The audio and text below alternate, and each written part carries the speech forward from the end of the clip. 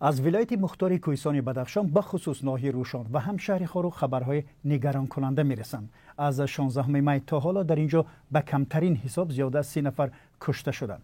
22 می در شهر خاروق محمد باقرov که مقامات او را رهبر گروه جنایی و مردم محلی حامی خود مینامند کشته شد. 7 افسر امان و 17 شهروند دیگر بینشان شدند. از دوشنبه درباره فشار بر زادگان بدخشان خبر میرسد و بسیار افسوس که از تاجیکستان چنین خبرها را داریم.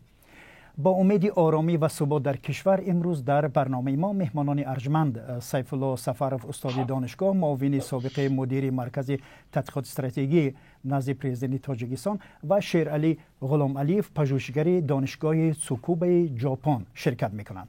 خوش آمدید به برنامه ما. سوال نخستین و چیزی که شاید امروز همه را نگران میکند، چرا کار به اینجا کشیده شد در بدخشان؟ محترم سیف الله سفروف، نخست از شما شروع میکنیم. مرحمت. پیش از همه باید تاکید نمایم که مردم بدخشان یک مردم بسیار سربلند و وطن دوست و جسور هستند، ولی بعضی از گروه های که اونها رو ما چون جنایتکار میگفتیم و قسمی از رسانه های خبری دنیا اونها را حفظ میکردن، در حقیقت جنایتکار بودنشان اثبات شد و در فیلم شکست فتنه همه این نشان داده شد و خود خولباشف و الفت خانیم با زبان خودشان این دلیل ها را رد نکردن، بلکه تصدیق کردن که در حقیقت آنها در معتاد کردن جوانان بدخشان، در به جنگ کشیدن آنها سهم داشتند. یعنی معلوم می شود که تاجیکستان زیر نظر قواهای ژئوپلیتیکی دنیا هست و بعضی گروه‌های هستند که آنها نمیخواهند که مثلا در تاجیکستان یا در منطقه ما صلح و ثبات باشد. البته این سبب‌های خودش هم دارد که اینها را تحلیلگران کایها گفتند پیش از ما. محترم شیرعلی غلام علیف، شما به نظر سیف الله سفروف راضی هستید؟ به این سوالی که در میان گذاشتیم چی نظر دارید شما؟ من به قسم اولی گفته‌های استاد راضی هستم که مردم بدخشان بسیار مردم خوب هستند، با دانش هستند. لیکن چیز به فکری که بعد از اون ابراز کردم استاد من راضی نیستم. واقعه ها اصلا از سالهای 2008 با 2010 باز 2012 شدت گرفت و ما امروز درباره فقط واقعی که ماه نوامبر سال 2021 رخ داد و گلبدین زیابکف کشته شد از آنجا دیده میبرایم. این واقعه ها اصلا همون پرکرار یا که همون مفتیش و همون ناظر عبیرزاده و عبیب که پاره گرفتند از دختر میخواستند با او پاسپورت کنند و آنها را به سرشان دیله باز کردن نشد و این کار به اینجا رسید. این بچه هم با آنها چیزی کردند، یعنی سمسود کردند و به همین خاطر این واقعه رخ داد. ببینید، مقامات تاجیکستان کار خود را در ولایت بدخشان عملیات ضد تروریستی مینامند. آیا واقعا در بدخشان تروریست‌ها بودند و هستند؟ محترم سیف الله سفروف، نظر شما؟ اکنون به همین مسئله دو نگاه هست. مثلا در اوکراین هم اوکراین ها میگویند که ناتسیست ها نیستند، لیکن طرف روسیه با حساب گرفتن بسیار چیزها اثبات میکنند که اونها هستند. در اینجا هم همین خیر است. هیچ تا همین نزدیکی ها هیچ کس نمیگفت که خولباش یا الفت خانم جنایتکار است. رادیو آزادی هم اینترویو گرفته از الفت خانم، همچون یک حرکت اعضای حرکتی که شهروندی، همچون یک زنی فعال مصاحبه کرده گرفته بود و تمام مردم دنیا او را همچون یک آدم پیشقدم داره بود. لیکن خودش با دهان خودش گفت که اونها کیها بودند و چگونه در مدت 5 سال اخیر 400,000 سامانی از تشکیلات بین‌الخلقی گرفتند و در اساس همین مردم بدخشان جوانان بدخشان را اساساً جوانان بیکار شاید باشند، جوانایی باشند که سوادشان پست باشد، اونها رو به همین گونه حرکت جلب کردند. یعنی شما راضی هستید که در بدخشان جوانان یعنی تروریست بودند و عملیات‌های تروریستی انجام دادند؟ به این چی شما راضی هستید؟ من اونها رو تروریست نمیگویم چون که اونها تفکیش‌ها با وجود نآوردن، لیکن اونها رو همچون جنایتکار میگویم برای اونکه از پشت الفت خانم رفتن. الفت خانم با محمد باقر اونها رو خرید. اونهایی که خریده شدن و در مقابل منفعت دولت و ملتشان میستن، اونها رو حتما جنایتکار نامیدن لازم، دیگه نام ندارن. محترم شیرعلی غلامعلی، نظر شما چی است؟ مرحبا. نظری منم چنین است که در بدخشان یعنی عموما در مردم پامیر در تاریخ تروریست نبوده است. متاسفانه چخیل که استاد گفتند امی واژه تروریسم و فاشیسم و دیگر چیزا یعنی دیگر شکل دیگر را گرفته است. چخیل که مثلا روسیه به اوکراین حمله آورد و اونجا گفت که مردمش فاشیسم، لیکن اوکراینا میگن که ما نداریم فاشیسم.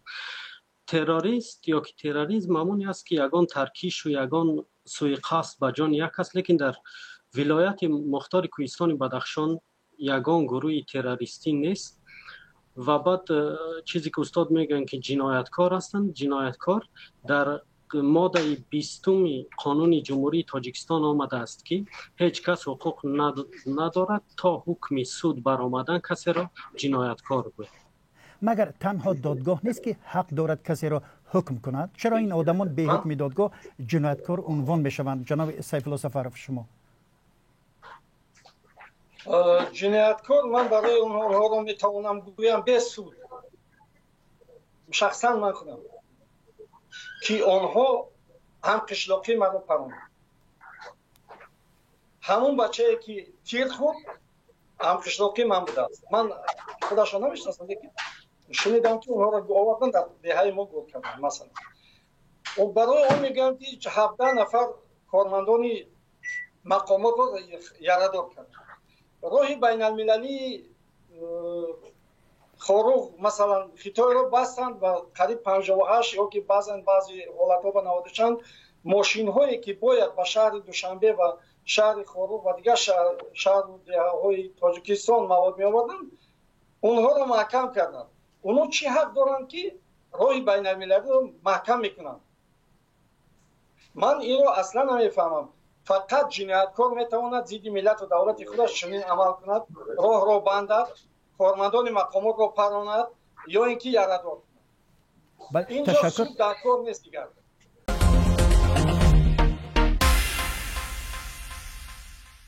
سپاس که به بعضی سبب‌ها تا حال حاضر که صحبت داریم اشاره کردید، ولی اگر دقیقاً این سبب‌ها را یکایک بشماریم یا خلاصه کنیم چی گفتم ممکن است؟ یعنی سبب‌ها حالت امروزی که ما در بدخشان داریم چی است؟ شیرعلی غلامعلی شما مرحبا.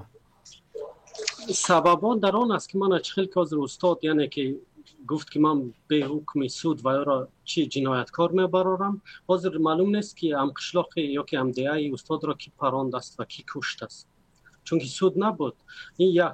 دویم که ما رای بین المللی که استاد در نظر دارند، حکومت با تمام تانک و توپش مردم آن را برای آن چی کردن که ندارند به شهر که به سر مردم چخیل که 2012 کردن اما خیلی ترپرانی کنند، به همین خاطر را بستند. بعد استاد که به همون فیلم ساخته حکومت که تکیه میکنند، این فیلم ها را ما از همون دوره پیش چخیل که یکم در یادم است که علی بیدکی را دستگیر در تلویزیون نشان دادن که یعنی که همچون عملیات تروریستی گذراندند و او به ضرر کرده شد. ما هم به او باور کردیم. بعد یک هفته یک ویدیو را دیدیم که او نه در کوب بود است نه در یگانجا، او را دستگیر کرده استند، او را همون شکنجه او را دیده بودیم. برای همین به این فیلم ها دیگر تکیه کردن نمیشد. یا که فیلمی که شراف‌الدین گدایف قپیدن، او گفت که من هم میخل کردم، بعد او دیگر آزاد کردن، رفت باز از اوجا دیگر چیز گفت.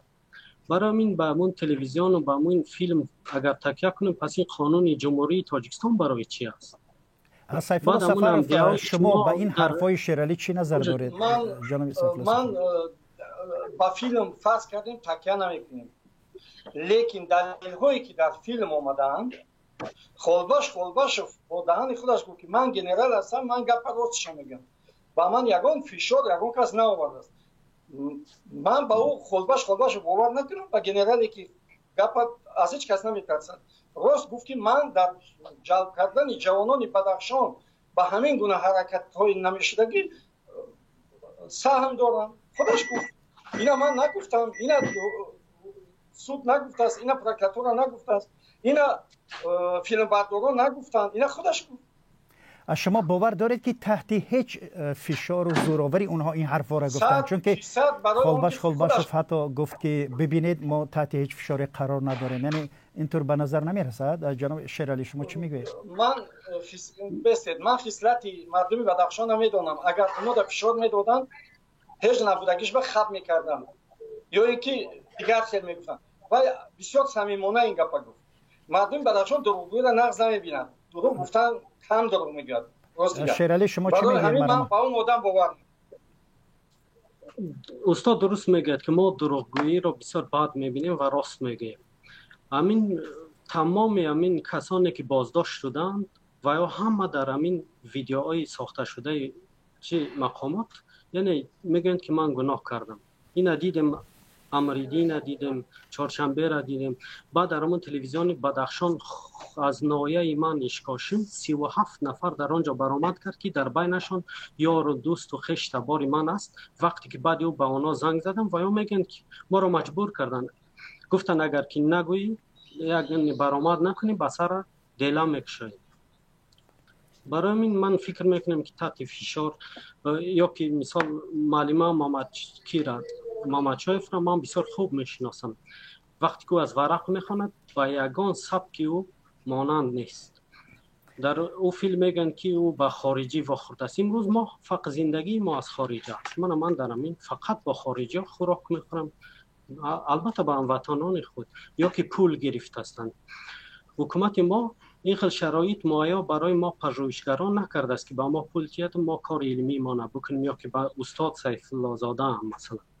اگر حکومت ما با ما پول میداد ما چین نمیبودیم که میبیم با ژاپن و در اینجا پژوهش خودمان بکنیم یا که از کدام شرکت خارجی پول برای پژوهش. همه ژورنالیست ها برنامه ژورنالیست باشد، پژوهشگر باشد، عالم باشد، تو برنامه میسازد، پیشنهاد میکند، با می پول میگیرد، با همون پول چیز کار علمیشون میکنه. تشکر. وقتی که میگن سیف الله سفر به همین حرفات چه نظر دارید؟ مرحبا. اصلا مسئله پول گرفتن و این من با شیرعلی راضی هستم که بسیار از جوانای ما البته گرانت های بین المللی میگیرند تا $1 میلیون گرفتگی هستند. در اینجا هیچ جای جنایت نمیبینیم. لیکن الفتخانیم خودشان گفتند که از این پولها برای دادن معلومات با این یا آن قوه‌های سرحدی با فلان ما پول گرفتیم. و همچنین یک سوال بسیار عجیب گفتن که کارمندانی همون وای پرسیدن که آیا ما میتوانیم، اینا با فکرم دختره که ترجمان گفت که آیا ما میتوانیم با دست شما حادثه هایی که در قزاقستان شده بود آنها رو در تاجیکستان گردان کنیم. در این مسئله شیرعلی چی میگه؟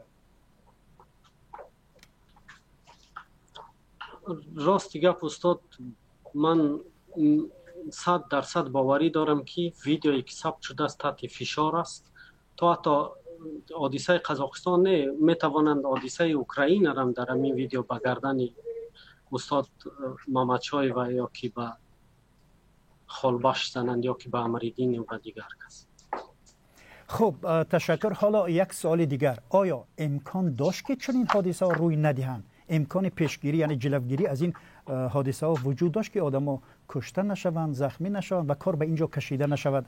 محترم سیف الله سفرов 100% امکان داشت، به شرطی که این گروه‌های جنایتکار با هم مصلحت کردن، با سفارش بیرونه همین گونه چاره‌بینی ها رو تشکیل نمی‌کردن، یعنی راه نمی‌بستن، یعنی که یراق جمع نمی‌کردن.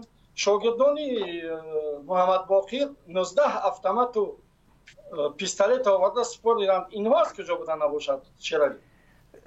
برای همین اینجا سببی در بدخشان بودن چنین جنایتکارا آن است که مقامات حکومتی سختگیری بیشتر نکردند، مردم هم سختگیری نکرد. اگر مردم خودشان را گویند که جمع متحد در مقابل همین گونه گروه ها با قوت حس میکردن، مقامات هم با اونها همخوری نمیکرد، ما به این روزا نمیرسیدیم.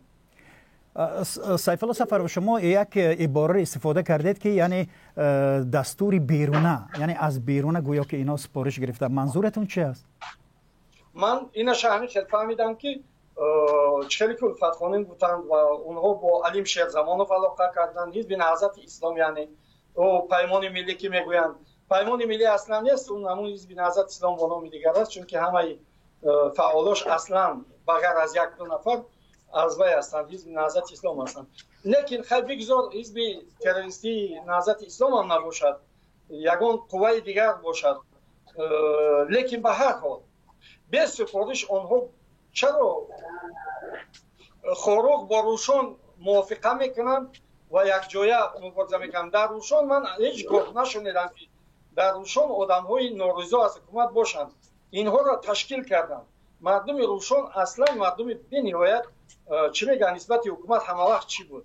این خیلی صادق بود و حکومت خودش میدونست. محترم شیرعلی غلام ملک، شما به این سوالی که ما گذاشتیم، یعنی که از این حادثه میشه جلوگیری کرد، چی نظر دارید؟ من کمتر نظر دیگر دارم، چون که امروز بدخشان در معاصره اطلاعاتی است، یعنی که بغیر از همون تلویزیون دولتی و یک چند مجله دولتی دیگر یگان اخبار نداریم. اگر اینترنت می بود شاید این کار رونق دیگر میگرفت و ما میدیدیم که در اونجا چه حادثه ها شده هستند. اگر استاد حاضر چه عیبدار در اینجا حزب نهضت اسلام هم میکند یک نفر، این چه خیلی پس می شود که یک حکومت که با تمام ادارهش که 30 سال فعالیت میکند و یک نفر میبید و نقشای حکومت هم مثلا چی میکند، بر ضد حکومت تظاهرات چی میکند. سبب اساسی من در این میبینم که وقتی که مردم با تظاهرات برآمد، چرا پس حکومت طرف تظاهراتگران مثلا تیر خالی کرد و بچه را کشتن؟ آیا همون تظاهراتگران در حقیقت چی سلاح داشتند؟ اگر داشتند پس همون ویدیوها کو اقلا یگان چی ویدیو باشد که ما باور کنیم که در حقیقت این مردم سلاح داشتند و به سر مقامات مثلا تیرپرانی کردند. به همین خاطر حکومت جواب داد، یعنی طرفیان.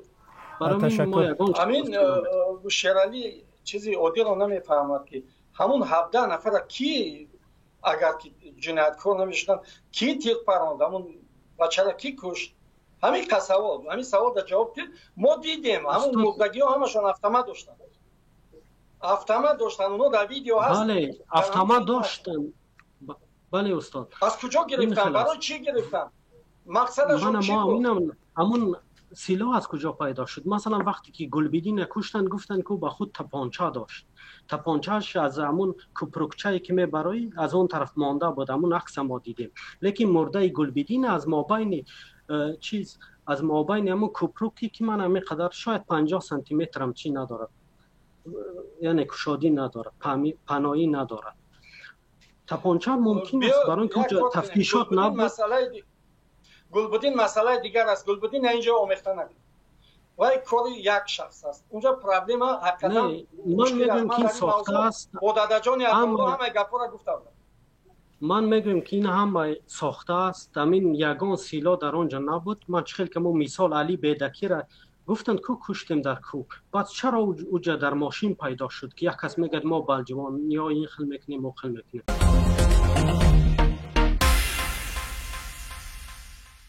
یک عقیده در محفل ها صدا میداد که در تاجیکستان حل چنین وضعیت تنها با راه زوری پیش برده می شود. یعنی تاریخ چنین در گذشته چنین شده است. در 2 یا 3 سالی گذشته به یاد بیاریم در رشت، طویل دره، نورآباد، در کولاب و در همین خود بدخشان چند بار حکومت تنها از نیرو کار گرفت. می شود گفت که این دیگر به سبک حکومت تبدیل شده است. یعنی دیگر همه مشکل با همین سبک انجام داده می شود. محترم سیف الله سفرو، یک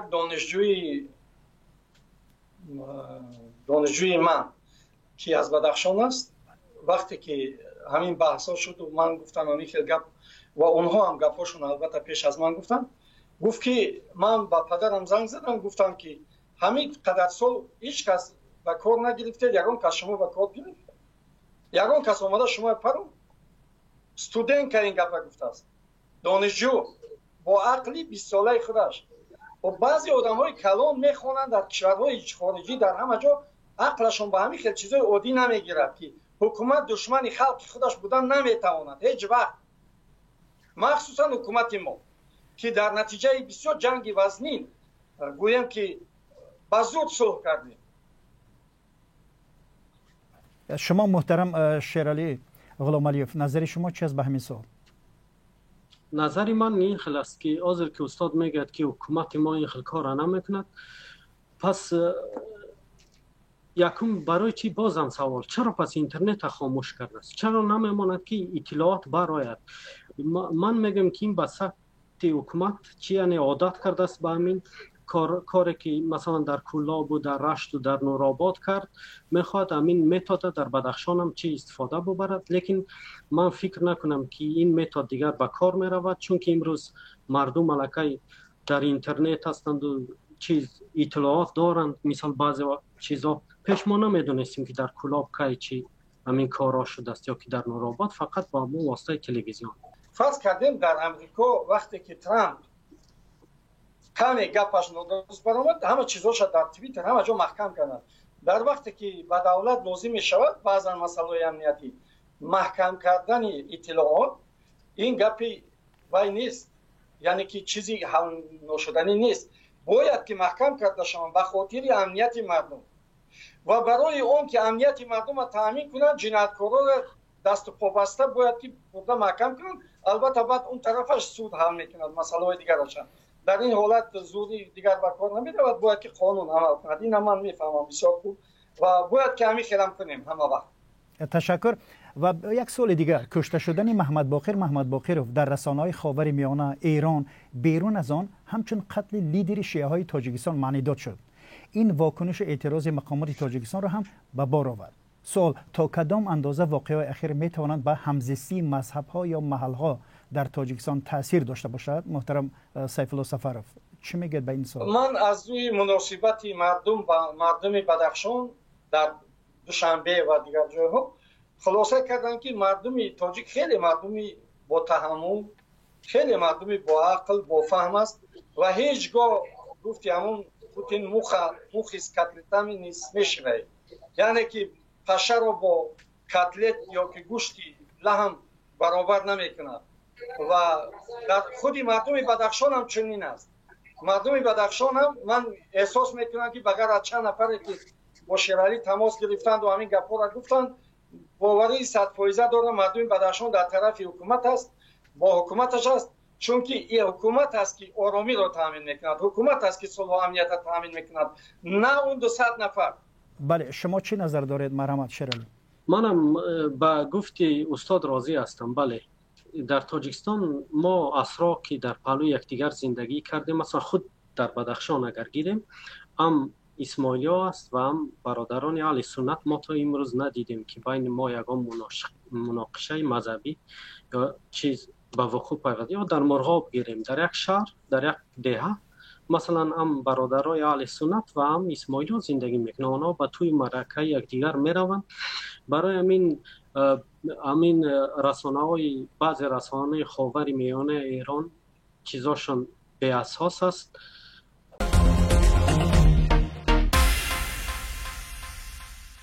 برخی از تحلیلگران میگن که اگر رئیس پیشینی ولایت یادگار فیضوف در سر کار میبود کار به اینجا نمیکشید. شما به این عقیده راضی هستید محترم سیف الله سفروف؟ از یادگار فیضوف با مردم نزدیک بود و من میدونم اینه و وای میتوانست که با مردم زبان یابد. این گپ درست است، لیکن میزانه بود فهم یک بچه محلی است، از همونجا است، گنرال است، وای هم آدم خوب است. من مثلا بدی او رو ندیدم، نشنیدم حتی. و در یکی از جلسه ها همونجا بودیم، بسیار خاکسار مردک بود، بسیار صحبت های خوب کردیم با مردم، کردیم با خلیفه ها، با تشکیلات های جمعیتی. سال گذشته بود بفکرم با به نزدیکی نصیب باشد با بدخشان انشالله میرویم با مردم صحبت میکنیم و این گپایی که در حق مردم بدخشان میگویند من همش رد میکنم. در مجموع خلق بدخشان هیچ نه به جسارتشان، نه به راستگوییشان، نه به انصافشان، نه به وطن دوستیشان گناهکار کردن من اجازت نمیدیم. تشکر. شیرعلی غلامعلیوف، شما به همین سوالی که ما گذاشتیم چه نظر دارید؟ اگر یادگار فیضوف می بود کار به اینجا کشیده نمیشد؟ بله، من فکر میکنم اگر یادگار فیضوف سری وظیفه می بود هیچگاه این کار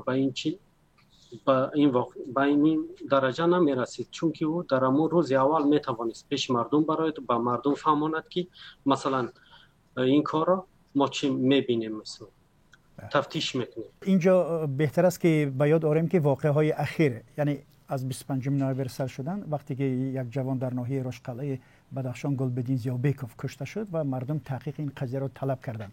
به فکر شما اگر این قضیه تحقیق میشد و به پایان میرسید ممکن بود که کار به اینجا کشیده نمیشد و در روشان و در خاروق این حادثه رخ نمیداد؟ شیرعلی، نظر شما چی است؟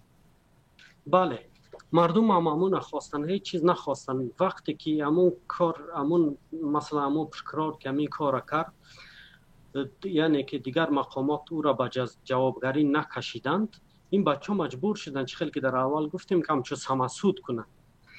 در اینجا باید او پرکرار را به جوابگری میکشیدن و همون بچه‌ای که او پرکرار را مثلا یا شپلاق زدن یا چی کار کردن هم به سری و یا باید دیل کشاده میشد، موافق قانون جواب میدادن، از تا 8 ماه شاید از آزادی محروم میشدن، لیکن نه به کشتار. مثلا اگر تحقیق میشد این کار به این درجه نمیرسید.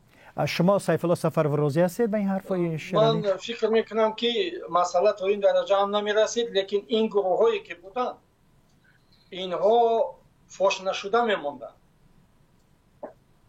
بهانه گلبدین قطعی ما این گروه ها را فاش کردیم. این گروه هایی که تیاری دیده بودن علاقه، اونهایی که پول گرفته بودن، اونهایی که باید اونها در عمل میکردن، اونها ضدیت در بدخشان بیشتر میکردن. اینجا مسئله ژئوپلیتیکی است. اینجا مسئله بازی کلان است. در پشت این الفتشا و خلبش دیگر آدم میستن. محمد باقر هم تا حال حاضر این مسئله های دریافت مبلغ از خارجه و دیگر از این چیزها نه از خارجه نه، تا حال حاضر تصدیق خود پیدا نکرده. $300 و بچه شونانی خودش گفت، روشانی خودش گفت که دو نفر رفتن اتومات آوردن $300 دیگرشون دادن که شما اونجا راه محکم کنید، ما اینجا تظاهرات سر میکنیم. این گپ هست بود پیشتر. ببینید پیوندان این بازداشت شده هایی که مورد پرسش قرار گرفتن در صحبت به ما گفتن که اونها تحت فشار بودن، زورآوری اینطور صحبت ها انجام دادند و اعتراف کردن. حال بیاید به سوال بعدی برگردیم. فکر میکنم این مهمتر است. یادگار فیضوف در سال 2018 بعد رئیس ولایت تعیین شدنش در مصاحبه با رادیوی آزادی گفت در منطقه مشکلات زیاد است. یکم بیکاری، نارسایی زمین، درآمد کمی اهالی و نرخ‌های بلند محصولات. گذشته از این یادگار فیضوف با توجه حکومت مرکزی به بدخشان تاکید کرده بود. می شود گفت که این واقعه‌های بدخشان اصلا زمینه‌های اجتماعی و اقتصادی دارند. می شود این شهر مشخص شهر داد جناب شیرعلی غلامعلیوف؟ همین گونه زمینه‌های اجتماعی اقتصادی در تمام تاجیکستان در ناحیه‌های کوهیش البته بیشتر هست. یعنی همون زمین نمیرسد، اویله‌ها بسیار کلان هستند، انا جای کار ندارند و غیره و کذا. لیکن مردم میفهمند وضعیت چگونه است و انتظار روزی نیک، انتظار آنی که دستی حکومت به آنها میرسد، اونها طاقت کردن 30 سال. علاقه نیست زیادی تاجیکستان خیلی آباد شد، همین قدر آباد شد که در دوره شوروی این قدر آباد نبود. شهر خاروق چقدر زیبا است، شهر روشان هم میگذشتی چقدر بود و حالی گذره چقدر است. مثلا همین خیلی دیگر جاهای دیگر هم همین خیلی آباد شده است. شهر دوشنبه یک تشلاق بود، حالی چی شد؟ تشکر. شیرعلی غلامعلیوف، شما چی میگوید به این حرف و مرحمه؟ من با این حرفا چنین میگن که غوغای خانه از دست بینانی است. استاد که میگه 30 سال، باز چقدر سال دیگر ما باید منتظر شویم که برای ما، یعنی که یگان کارخانه ساخته شود و ما شرایط فراهم آورده شود که ما دیگر از همین خارجه به وطنهای خود برگردیم و در اونجا کار کنیم. بعد چیز باز مثلا راهی حلال نداریم. راهی که برای ما شوروی ساخته بود تا در عمرش اسفالت ندیده است. یعنی همون راه گراو ما میگیم که همون خیلی راه است. راهی که نداریم چخیل ما میتوانیم که محصولات شیری یا که کارتاشک یا دیگر چیز را مثال از وخام بریم به به دوشنبه فروشیم. نیست تا امروز بله زیبا شده است. اقلا یک کارخانه را استاد نامبر کند که در خاروق یا که در اشکاشیم یا که در روشان یا که در دیگر ناحیه ساخته شده است که مردم آنجا کار کنند. باز چند سال دیگر ما باید چی شود؟ محترم سیف الله سفرов، بله خواهش میکنم. شیرالی جان، همین کارخانه ها در خاروق هم هستند. مثلا من چند وقت دیدم، من تلویزیون بدخشان قریب رفتم تماشا میکنم، اونجا کارخانه ها هستند، گس در مرغاب هم ساختن، نصیب باشد در روشقلعه گسی سبزار ممکن شود، در این پایان هم یک گس ساختن. من پامیر خودش را با انرژی حتی تامین میکنه، کمک قیمت از نرخی اونجا، چون که پامیر انرژی مستقل است، از این سبب نرخش دیگر است. لیکن اولین بار ما از در پامیر با انرژی همه جا تامین بود. این یک. دوم که چندین کارخانه ها ساخته شدن، این خیلی نه که هیچ کارخانه نیست. در همین خودی خاروق چندین کارخانه را من دیدم، مثلا کارخانه شیر را دیدم، دوزندگی دیدم، محصولات سنگ‌های قیمت‌بها را دیدم و غیره و کذا. به فکر شما آینده چرا باید در نظر داشت؟ وضع در بدخشان چگونه خواهد شد؟ محترم شیرعلی غلام علیف، نظر شما چی است؟ نظر من چنین است که اگر که یعنی حکومت ما با مردم، یعنی در بین مردم ندارد، با مردم صحبت نکند و سخنان وی را گوش نکند، این وضع اونقدر چی خوب نیست. این یک. دوم که باید حکومت برای مردم بدخشان تعمیر راه ها کند، اجازه ثبت گمرک در خود ولایت شود و مبلغش به مرکز ولایت باید چی شود که ولایت ما هم از داتاسیا برآید. بعد کشادن راه های هوایی بین المللی و داخلی. دوم رونق دادن توریسم، بگذار که مردم توریسم داخلی و خارجی. امروز بدخشان باز بغیر از گرفتن ویزای تاجیکستان باز به خارجی ها لازم است که اجازتنامه یا که ویزای بدخشان هم بگیرن. اینا را باید از بین ببرد که مردم کمتر از زمین فایده ببینند. دیگر خیلی که استاد گفتن که سنگای قیمت بها، این خیلی سنگای قیمت بها آزاد کردن، یعنی آزاد نمودن خرید و فروش سنگای قیمت بها و نیم قیمت بها. من اصلا از همین کودکیم به همین سنگا چی داشتم، بسیار مایل داشتم و تمام ویستافکا هایی که در ژاپن میشد، ویستافکا های بین المللی ما اشتراک میکنم، میبینیم که مو کوارتز هایی که ما اونا را نمیگیرم، کوارتز که بلور و بیروج و دیگر چیزا بسیار هستند، در اینجا با نرخ های قیمت فروخته میشود. مردم از این هم زندگی خوب دیدم میستان. بله سیف الله سفرов، شما چی نظر دارید؟ وضع در بدخشان چگونه خواهد شد؟ شما چی رو میبینید؟ من فکر میکنم که البته نسبت بدخشان در تمام دنیا اندیشه های گوناگون پیدا میشوند و اونها باز تهدیدهای نو هم به وجود میارند، لیکن خود مردم بدخشان طرفدار این نیستند و نبودند و نخواهند بود و تمام مردم بدخشان کوشش میکنند که از دست همین گوناگونها ها تیزتر آزاد شوند و خودشان آرامانه آسوده زندگی کنند و اینها هم به شهروندای عادی، نه لیدرها، بلکه به شهروندای عادی تبدیل یابند و اونها هم همچون شهروندی عادی فعال و سازنده برای وطنشان، برای بدخشان عزیز و تاجیکستان عزیزمون خدمت. تشکر زیاد و بار دیگر سپاس به هر دوی شما برای شرکت در برنامه ما. و بینندگان عزیز اگر پیشنهادی دارید و یا سوالی دارید به ما بفرستید. تشکر برای همراهیتون. من میرزا نبی خالقزاد بودم، برنامه رو پیش میبردم. خدا نگهدار.